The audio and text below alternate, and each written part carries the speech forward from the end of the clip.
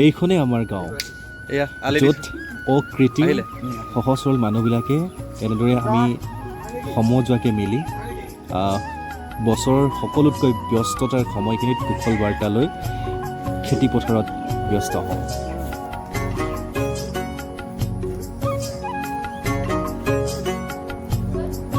এয়া আমাৰ দেউতা এতিয়া ব্যস্ত, মানে চাইছে জেউৰাখন আমি কেনেকৈ মানে আচলতে জেউৰা ভেটাটো ইজি নহয়, জেউৰা ভেটাৰ এটা সূত্ৰ থাকে বিচনী গুঠাৰ দৰে, আৰু গৰমত এয়া এনেকৈ এটোপাল পানী লগতে তামোলৰ টোপোলাটো নুগুচে, আৰু পিছফালে কটাৰীখন লোৱাৰ ধৰণটো এইটো থাকেই, আৰু ওপৰত মূৰৰ ওপৰত এখন গামোচা। এয়াই মোৰ দেউতাৰ পৰিচয়।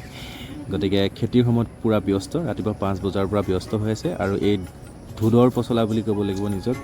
7 বজাত আহি পেলাই পথাৰত উপস্থিত হৈছোঁহি মই, আৰু এয়া অলপ দেৰি পথাৰত কাম কৰোঁতে ভাগৰ লাগিলে, কোৰখন থৈ আহি পেলাই এতিয়া ভিডিঅ' কৰিছোঁ আপোনালোকৰ কাৰণে, পৰিৱেশটো দেখুৱাওঁ, যাতে সেই সময়খিনি আপোনালোকেও উপভোগ কৰিব পাৰে আৰু পিছলৈ ময়ো চাব পাৰোঁ।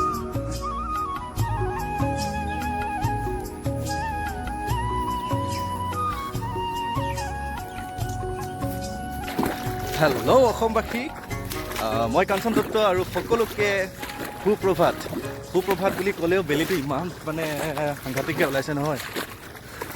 আগতে আছিলে মানে ভৰ দুপৰীয়া 28 ডিগ্ৰী চেলচিয়াছ, আজিকালি ৰাতিপুৱাই হয় 28 ডিগ্ৰী চেলচিয়াছ। গতিকে মানুহে গছ গছনি কাটি শেষ কৰি দিছে, পপুলেশ্যন বাঢ়ি গৈ আছে। আৰু আজি মই পথাৰত ফাইনেলি পথাৰত আলি দিবলৈ কাৰণে আহিছোঁ। আলি কাটিবলৈ কাৰণে, পাৰ কাটিবৰ কাৰণে আজি আহিছোঁ। এইকেইদিন লাগি আছোঁ পথাৰত, বিশেষ চবফালে মিলাবলগীয়া হয়। আমি অসমীয়া মানুহ, অসমত বাস কৰোঁ বুলি ক'লে আমাৰ কৃষ্টি, আমাৰ বিহু বুলি ক'লে বিহুৰ লগত গতিকে খেতি নাথাকিলে জানো বিহু থাকিব। আৰু চবতকৈ ডাঙৰ কথা আজি পথাৰত চবতকৈ ডাঙৰ কথা কি মানে, আমাৰ এতিয়া ৰাইজে বা পথাৰবিলাকত ফাইনেলি প্ৰায় মানে খেতিত ৰোৱা সম্পূৰ্ণ হৈছেগৈ, ৰুইছে মানুহে। কিন্তু বহুত ঠাইত দেখিছোঁ, মই ডিগবৈ ফালে ঘূৰি ফুৰোঁ, বিভিন্ন ঠাইত ঘূৰি ফুৰোঁ, তাত দেখিছোঁ যে মানুহে বহুত ঠাইত খেতি নাই কৰা, বহুত কমকৈ কৰিছে। ৰিজনটো বেলেগ একো নহয়, চৰকাৰে দিছে ধুনীয়াকৈ চাউলকেইটা, বিনামূলীয়া চাউল।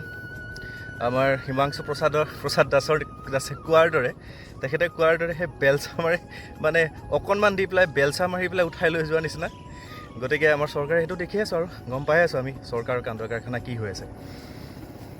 গতিকে ভৱিষ্যতে মানে এইবোৰ বিশ্লেষণ কৰি চালে মানে দেখিলে গম পোৱা যায় যে এয়া আচলতে চৰকাৰে নাজানে নেকি, যে আমাৰ তেওঁলোকে কি গম নাপায় নেকি যে এনেকুৱাকৈ বিনামূলীয়াকৈ চাউল দিলে ৰাইজক বেয়া হোৱা নাই, ঠিকে হৈছে, এনেই প্ৰাপ্য আমাৰ। কিন্তু এনেকৈ যদি ইমানখিনি দিয়া হয়, মানুহ এলেহুৱা হ'ল, দিনক দিনে এলেহুৱা হ'ল।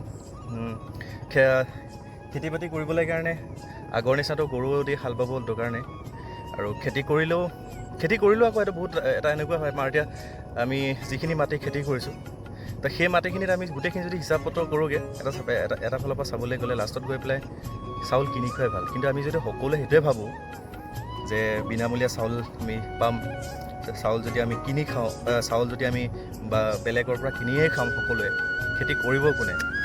গতিকে এইটো আমাৰ মাটিবিলাক হয়তো চন পৰি থকাৰ এটা ষড়যন্ত্ৰ হ'ব পাৰে ভৱিষ্যতলৈ, যাতে আমাৰ মাটিবিলাক যিবোৰ আমি খেতি মাটি কৰি আছোঁ, ৰেজিং মাটি হ'ব পাৰে বা আমি চিলিং মাটি হ'ব পাৰে য'ত আমি খেতি কৰোঁ, চৰকাৰী মাটি হ'ব পাৰে যিখিনিয়ে বহু দিনৰ পৰা বছৰ ধৰি খাই আছে। গতিকে এই বসুন্ধৰা আঁচনিৰ জৰিয়তে মানুহক বঁটা দি পেলাই চৰকাৰে ক'ত কিমান মাটি আছে সেইবোৰ চব গম পাই গৈছে, জানিছে যে ভৱিষ্যতলৈ সেইবোৰ হয়তো তেওঁলোকৰ নিজৰ কব্জাত ৰাখি পেলাই, যিহেতু আমাৰ গোটেই ভাৰতখন, গোটেই ইণ্ডিয়াখন আচলতে খেতি প্ৰধান এখন দেশ হয়, য'ত নেকি বাহিৰৰ কোটিপতি, বাহিৰৰ পুঁজিপতিসকলৰ মানে ইয়াত চকু আছে। ভৱিষ্যতলৈ হয়তো যদি তেনেকুৱা হয়, তেতিয়া হয়তো সেই মাটিখিনি, কাৰণ চৰকাৰে হাজাৰ কোটি টকা লোন লৈ আছে, হয়তো কমিউনিটি ডেভেলপমেণ্টৰ নামত মানুহক মানে গাঁও ডেভেলপমেণ্টৰ নামত বিভিন্ন ক্ষেত্ৰত ডেভেলপমেণ্টৰ নামত বহুত কোটি কোটি টকা পইচা লৈ আছে। মই তেনেকুৱা এটা প্ৰজেক্টৰ লগত জড়িত হৈ আছোঁ য'ত মই গোটেইখিনি মেনেজ মানে চাব লাগে, কাম কৰিব লাগে, কৰি আছোঁ। গতিকে সেইটো ক্ষেত্ৰত মোৰ বিশেষকৈ বেছি আইডিয়াছ হৈছে। কিন্তু সেইমতে আমাৰ ৰূপায়ণ হোৱা নাই। সেই 1000 কোটি টকা কিন্তু বেলেগ এখন কাউণ্ট্ৰি, বেলেগ এখন দেশে বা বেলেগ পুঁজিপতিৰ পৰা যদি লৈছে সিহঁতি এনেই নিদিয়ে। ভৱিষ্যতে সেইখিনি ৰিটাৰ্ণ কৰিব লাগিব। ক'ৰ পৰা ৰিটাৰ্ণ কৰিব লাগিব? আমাৰ পৰা ৰিটাৰ্ণ কৰিব। যদি আমি নোৱাৰোঁ, যদি চৰকাৰে নোৱাৰে, ফেইল হয়, দেন কি হ'ব? আমাৰ হয়তো চুক্তি মই পঢ়িছিলোঁ এটা পষ্টত, সেই পষ্টটো কিমান সত্যতা আছে নেকি নাজানো, কিন্তু নিগেটিভিটি মই বোৱাব চেষ্টা কৰা নাই। কিন্তু আমি এই ভিডিঅ'টো এই পথাৰত বহি পেলাই সতৰ্ক হ'বলৈ কাৰণে একচুৱেলি কৰা হৈছে যে আমি নিজৰ মাটিখিনি খেতি কৰি আমি সেইখিনি যে আমি ব্যৱহাৰ কৰি আছোঁ, মাটিখিনি ব্যৱহাৰ কৰি উৎপাদন আমি তাৰ পৰা পাই আছোঁ, সেইখিনিৰ পৰা আমি যে চলি আছোঁ, সেইটো প্ৰকাশ আমি কৰিব লাগিব। সেইটো আমি সজাগ হ'ব লাগিব। তেতিয়াহে আচলতে মানে চাকৰি কৰাৰ সমান্তৰালভাৱে আমি খেতিও কৰিব লাগিব। খেতি কৰিলে আচলতে কি হয়, আমি এটা গোটেই বছৰটোৰ কাৰণে বহুত ডাঙৰ এটা এক্সাৰচাইজ হৈ যায়। এতিয়া মোৰে অভ্যাস, মই ৰাতি 2-3টালৈকে শুব নোৱাৰোঁ, টোপনি নাযায়। ৰাতিপুৱা দেৰিলৈকে মানে শুই থাকোঁ, উঠিব নোৱাৰোঁ ৰাতিপুৱা। তো এইটো এটা মোৰ কাৰণে বহুত বেড হেবিট, মানে কাৰণ দিনটো বেলেগ অফিচৰ কামবিলাক কৰোঁ, ৰাতি হ'লে মানে মোবাইলত চাওঁতে কিবা কৰোঁতে ৰাতি মানে বহুত হৈ যায়। তো শুব নোৱাৰোঁ। এইটো অকল মোৰেই নহয়, এইটো বহুতৰ হৈছে, ডেইলি লাইফত সেইটো হৈ আছে। তো গতিকে তো সেইবিলাকো, সেই অভ্যাসটো মানে আমি এই খেতি পথাৰলৈ আহিলেতো ৰাতিপুৱা আহিব লাগিব, একদম পুৱাতে আহিব লাগিব।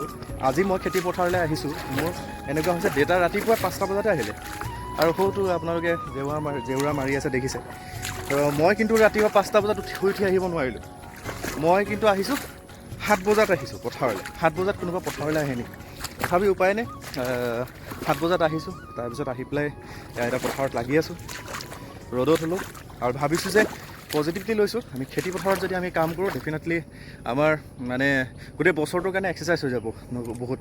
কাৰণ আমাৰ মেণ্টেলি বহুত মানুহ আছোঁ আমি ঘৰত খেতি পথাৰো আছে, কিন্তু আমি চাকৰিও কৰোঁ, ফিজিকেল কষ্ট নহয়, মেণ্টেলি কষ্ট কৰোঁ। গতিকে আমাৰ কৃষ্টি সংস্কৃতি সকলো ফালৰ পৰা চাবলৈ হ'লে পথাৰখিনি জীয়াই ৰাখিব লাগিব, খেতি জীয়াই ৰাখিব লাগিব। আমাৰ গাঁৱৰ সৌন্দৰ্য তেতিয়া থাকিব, টুৰিজিম ডেভেলপমেণ্ট তেতিয়া হ'ব, চব ফালৰ পৰা এনেকুৱা লিংক হৈ আছে। গতিকে সকলোলৈ আশা কৰিলোঁ নিজৰ মাটিত আমি খেতি কৰোৱা হওক, আমি উৎপাদন কৰোৱা হওক। খেতি কৰিলে আমাৰ স্বাস্থ্যবোৰ ভালে থাকিব। আমাৰ পৰিচয়, আমাৰ খেতিটো। যদি আমাৰ খেতি নকৰোঁ, এদিন চাগে আমাৰ নিজৰ অস্তিত্ব শেষ হৈ যাব। জয় অসম, চাই থাকিব কাঞ্চন দত্ত ডিজিটেল ডায়েৰী। আৰু আজি ডায়েৰীত মোৰ এই অনুভৱখিনি মই আজি মানে এই বছৰটোত যে মই খেতিত নামিছিলোঁ, আজি এই ভিডিঅ'টো এটা সময়ত মই নিজে চাব পাৰিম, নিজে অনুভৱ কৰিব পাৰিম। গতিকে আপোনালোকলৈ সকলোলৈ অনুৰোধ থাকিলে মোৰ চেনেলটো এইটো যদি ফেচবুক পেজত আপুনি চাই আছে, তেতিয়া পেজখন ফ'ল' কৰি দিব আৰু লাইক কমেণ্ট এটা দি যাব। আৰু মোৰ ইউটিউব চেনেলত যদি আপুনি চাই আছে, তেতিয়াহ'লে ইউটিউব চেনেলটো আপোনালোকে ছাবস্ক্ৰাইব এটা কৰি দিব, লাইক এটা কৰি দিব, শ্বেয়াৰ কৰি দিব। সকলোৱে যিমান পাৰে সিমান শ্বেয়াৰ কৰিব, কাৰণ আমাৰ মন্ত্ৰীসকলে আমাৰ সকলোৱে অৱগত হওক, সকলোৱে জানক যে এডুকেশ্যন ছেক্টৰটো তেনেকুৱা কাম হৈ আছে। চৰকাৰে সকলো জানি বুজিয়ে কৰে, চৰকাৰে নজনা নহয়তো। চৰকাৰে বহুত ভাল মানুহ আছে। চৰকাৰ ক্লাছ 8 পাছ বা আণ্ডাৰ মেট্ৰিক হ'ব পাৰে বা হাই ছেকেণ্ডেৰী পাছ নপঢ়া নুশুনা হ'ব পাৰে। কোৱালিটি আছে কাৰণে চৰকাৰী তেওঁলোকৰ পঢ়া শুনা নাথাকিলেও বেলেগ ছাইডৰ পৰা কোৱালিটি আছে কাৰণে আজি তেওঁলোকৰ মন্ত্ৰী হৈছে। আৰু মন্ত্ৰী হোৱাৰ কাৰণে আকৌ বাঢ়ি গ'ল, ছাবস্ক্ৰাইব কৰি পেলাই বাঢ়ি গ'ল। ঠিক আছে, মনত সৰুতে কৈ দিওঁ কথাখিনি, আকৌ এবাৰ অনুৰোধ কৰি পেলাই যে মন্ত্ৰী কোৱালিটি থকাৰ কাৰণে মন্ত্ৰী হৈছে তেওঁলোকৰ। গতিকে তেওঁলোকে নজনা একো নাই, তেওঁলোকে জানে, সকলো প্লেনিং জানে। এডুকেশ্যন ছেক্টৰটো বহুত আছে, সেইটোলৈ ক'বলৈ মন যায়। কাৰণ এতিয়া যিবোৰ হৈ আছে সেইবিলাকো তেওঁলোক চব জানে। কমিউনিটি লেভেলত কি কাম হৈ আছে সেইবিলাকো জানে। গাঁও উন্নয়নৰ কাৰণে কি হৈছে সেইবোৰ জানে। এতিয়া চৰকাৰী এইবিলাক চিণ্ডিকেটবিলাক বন্ধ নকৰি পেলাই কি কৰিছে, সেই বজাৰবিলাকত সৰু বেপাৰীবিলাকক ধৰিছে আৰু মেডিয়া নি পেলাই কি কৰিছে, তেওঁলোকক লৈ পেলাই দেখাই পেলাই মানুহক কৈছে যে মানুহক দেখুৱাইছে যে আমি কাম কৰিছোঁ, চা আমি এইটো কৰিছোঁ, চা আমি সক্ৰিয় হৈ আছোঁ, মানুহৰ মুখবোৰ বন্ধ কৰিবলৈ কাৰণে। কিন্তু ৰিয়েল যিখিনি মানুহ হয়, যিখিনি সঁচাকৈ মানুহ হয়, যিখিনি সঁচাকৈ জনা শুনা মানুহ, সিহঁতি কিন্তু অবজাৰ্ভ কৰিছে, চাই আছে। আৰু নৱপ্ৰজন্মৰ বিশেষকৈ নতুনখিনিয়ে যিখিনি আমাৰ সমান মানুহ, আমাৰ যিখিনি ল'ৰা হয়, যিখিনি পঢ়ি শুনি ওলাই আছে, সিহঁতি আচলতে এইবোৰ দেখি ডিপ্ৰেশ্যনহে হৈছে। সিহঁতে দেখি হাঁহেও আৰু ডিপ্ৰেশ্যন হৈছে, ক'তনো জন্ম ল'লোঁ, চেম ফিল। বাই বেছি দীঘল নকৰোঁ ভিডিঅ'টো। চাই থাকিব কাঞ্চন দত্ত ডিজিটেল ডায়েৰী আৰু ছাবস্ক্ৰাইবটো আৰু কিন্তু এই লাইক চাই কিবা কিবি চব কৰি দিব আৰু